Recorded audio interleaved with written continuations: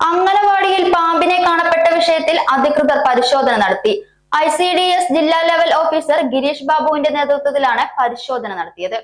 കല്ലടിക്കോട് കരിമ്പ പാലളം അംഗനവാടിയിലെ മേൽക്കൂരയിൽ പാമ്പിനെ കാണപ്പെട്ടതിൽ ICDS ജില്ലാ ലെവൽ ഓഫീസർ ഗിരീഷ് ബാബുവിന്റെ നേതൃത്വത്തിലുള്ള സംഘം പരിശോധന നടത്തി.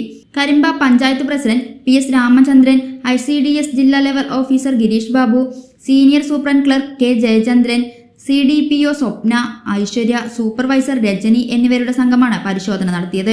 അംഗനവാടി കെട്ടിടത്തിന്റെ അകത്തും പുറത്തുമായി പ്രശ്നങ്ങൾ ഒന്നും തന്നെ കാണുന്നില്ലെന്നും സമീപത്തെ സ്ഥലത്തുള്ള മുളക്കൂട്ടം ഉടൻ വെട്ടിമാറ്റാനുള്ള നടപടി എടുത്തതായും പഞ്ചായത്ത് പ്രസിഡന്റ് PS രാമചന്ദ്രൻ പറഞ്ഞു.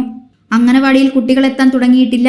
മുളക്കൂട്ടം വെട്ടിമാറ്റി പരിസരം ശുചീകരിച്ച ഉടൻ തന്നെ പ്രവർത്തനം ആരംഭിക്കുമെന്നും സൂപ്രണ്ട് അറിയിച്ചു.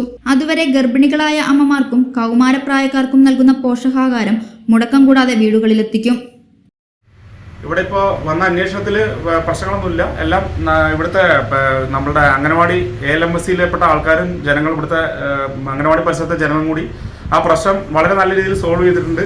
പിന്നെ ഈ മുളങ്കൂട്ടത്തിൻ്റെ കാര്യം പഞ്ചായത്ത് പ്രസിഡന്റ് ഇന്നലെ അത് പരിഹരിക്കാമെന്നും പറഞ്ഞിട്ടുണ്ട്. അതിനുള്ള നടപടികൾ നീങ്ങിക്കൊണ്ടിരിക്കുകയാണെന്ന് അറിയാൻ കഴിഞ്ഞു. അപ്പോൾ വേറെ പ്രശ്നങ്ങളൊന്നും ഉള്ളതായിട്ട് അറിയാൻ കഴിയില്ല.